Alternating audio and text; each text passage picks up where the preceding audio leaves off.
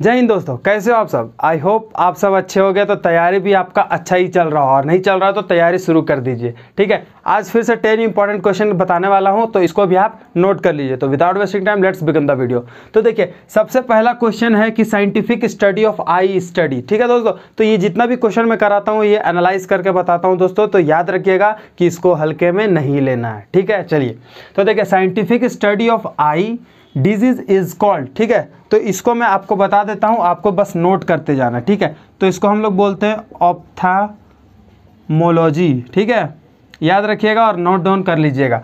तो अब देखिए, यहां से आपको क्या चीज़ सीखना है। यहां से आपको ये सीखना है कि अगर मैं आपको ये सारे क्वेश्चंस बताता हूं तो इससे जो क्वेश्चन रिलेट हो सकते हैं वो भी आपको कहीं ना कहीं सर्च करके लिखना है। ये होता है एक अच्छे स्टूडेंट का पहचान। ठीक है दोस्तों, लेकिन आपको मैं बताता हूं कि कुछ लोग ऐसे भी होते हैं ना कि जो टीचर पर डिपेंड होते हैं, मतलब कि हाँ ये वीडियो बनाएंगे तो हम इसको लिख के रखेंगे और यही क्वेश्चन रेलिवेंट होने वाले हैं, तो वो भी सही सोचते हैं। बिल्कुल चिंता नहीं कीजिएगा, मैं हर वीडियो को प्रोवाइड करता रहूँगा। ठीक है दोस्तों, लेकिन अगर कुछ स्टूडेंट होते हैं जिनको क्यूरियोसिटी ज़्यादा होता है जानने का, तो वो क्या कीजिएगा, जैसे कि scientific study of I study, तो इसी तरह रिलेटेड और भी बहुत होते होंगे, तो आप उसको सर्च करके नोट डाउन कर सकते हो। चलिए दोस्तों, तो अब देखिए यहाँ पे लिखा हुआ है कैपिटल ऑफ ऑस्ट्रिया। ठीक है, कैपिटल ऑफ ऑस्ट्रिया का बात करें तो वो होता है आपका वीना। ठीक है, वीना बोलते हैं इसको। ठीक है, प्रोनाउंस आप जो भी कर सकते हो, वीना। अब देखिए उसके बाद नेक्स्ट क्वेश्चन का बात करते हैं, तो who is the author of the a midsummer night's dream. तो ध्यान से सुनिएगा कि अ मिडसमर नाइट्स ड्रीम के ऑथर कौन थे। तो याद रखिएगा, विलियम शेक्सपियर। ठीक है, कौन थे? विलियम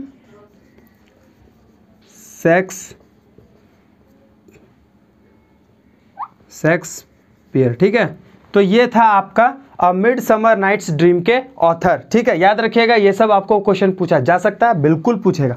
अब देखिए यहाँ पे क्या लिखा हुआ है, द बरमुडा नहीं बोल दीजिएगा। ठीक है, द बरमुडा ट्राइंगल्स और डेविल्स ट्राइंगल, इसको डेविल्स ट्राइंगल भी बोला जाता है। क्यों बोला जाता बताते हैं, इज लोकेटेड। तो वो पूछना चाहता है कि द बरमुडा ट्राइंगल्स है कहाँ पे। ठीक है, तो ये फिगर से आपको जानते हैं, तो इस फिगर में आपको देखने से ये पता चल रहा होगा दोस्तों कि ये पे लोकेटेड कहाँ पे है, कहाँ पे लोकेटेड।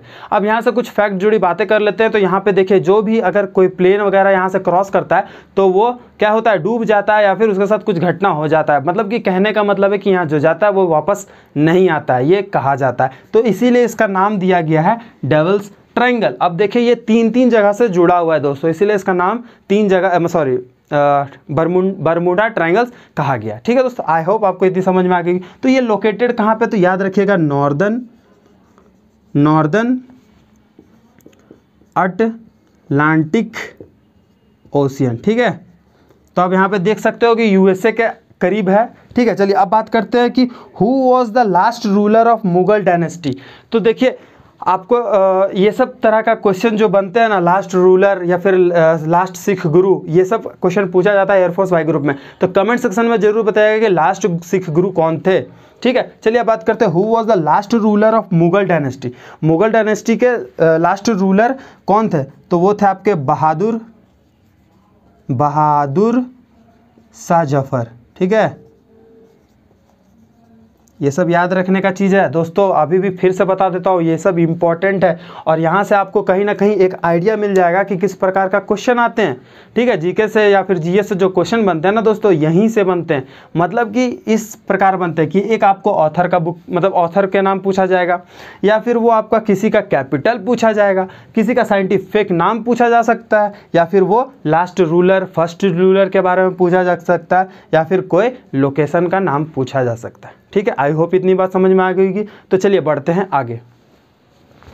चलिए दोस्तों, तो देखिए सबसे पहला क्वेश्चन आपको दिख रहा होगा, who defeated Mohammad Ghori in the first battle of Tarain. ठीक है, तो याद रखिएगा इसमें थे पृथ्वीराज चौहान। ठीक है, पृथ्वीराज। ठीक है दोस्तों, नोट करते जाइएगा, ये सब इंपॉर्टेंट क्वेश्चन है, बिल्कुल बहुत ही ज़्यादा इंपॉर्टेंट क्वेश्चन है। अब यहाँ पे देखिए, यहाँ पे लिखा हुआ है ग्रीन रिवॉल्यूशन। ठीक है, green revolution was started in, तो याद रखिएगा 1996 में, 1996 में ग्रीन रिवॉल्यूशन स्टार्ट हुआ था। अगर बात करें Guwahati situated on the bank of which river, कौन से रिवर में गुवाहाटी सिचुएटेड था, तो वो था आपका ब्रह्मपुत्र। ठीक है, ब्रह्मपुत्र। ठीक है, चलिए बढ़ते हैं आगे। तो बोलता है कि 1 MB memory is equal to how many kilobytes. ठीक है, तो याद रखिएगा कि MB का फुल फॉर्म क्या होता है, मेगाबाइट, और यहाँ पे किलोबाइट। ठीक है, तो मेगा बड़ा है या किलो? किलो नहीं दोस्तों, मेगा बड़ा है। ठीक है, तो यही पूछता है कि 1 megabyte is how many kilobyte. तो किलोबाइट कितने KB में 1 MB होता है बताइए। ये सब तो आप जानते ही होंगे क्योंकि डेली बेसिस पे आप यूज़ कर रहे हो। तो दोस्तों कमेंट सेक्शन में ये भी ज़रूर बताइएगा कि आप एक दिन में स्टडी में कितने MB बर्बाद करते हो। सॉरी, अगर पढ़ाई करते हो तो बर्बाद नहीं करते हो, ठीक है, उसका यूज़ करते हो। तो आप बता सकते हैं कमेंट सेक्शन में कि कितने MB आप स्टडी में यूज़ कर रहे हो पर डे। ठीक है दोस्तों, चलिए तो आपको मैं बता देता हूं कि अगर ये क्वेश्चन मुझे पता है कि मैक्सिमम से मैक्सिमम लड़के को पता है, बट जिसको नहीं पता है उसको बता देते हैं कि 1024 KB इक्वल टू 1 MB होता है। ठीक है, चलिए बढ़ते हैं आगे। तो अब आप सोच रहे होंगे कि ये किस तरह का सवाल था। तो जी बिल्कुल, मैं आपको एक बात समझा देता हूँ कि कंप्यूटर बेस्ड एक क्वेश्चन आता है but not in all shift. मतलब कि सारे शिफ्ट में आपको देखने को मिलेगा ये ज़रूरी नहीं है, वो किसी न किसी शिफ्ट में देता है। चाहे वो कंप्यूटर बेस्ड कैसा भी क्वेश्चन हो, वो MB से हो, CPU से हो, मदरबोर्ड से हो, कीबोर्ड से हो, ठीक है, किसी प्रकार का हो, या फिर कोई सॉफ्टवेयर का बात ही कर रहा हो, तो वो क्वेश्चन आपको पूछ सकता है बट नॉट मोर डीप। ठीक है, ज़्यादा डीप स्टडी आपको वो नहीं पूछेगा। ठीक, चलिए बढ़ते हैं आगे। अब यहाँ पे लिखा हुआ है an instrument used for measuring sound under water. ठीक है, तो वाटर से रिलेटेड है तो आपको पता ही होगा कि इसमें हाइड्रो का यूज होगा, तो हाइड्रोफोन।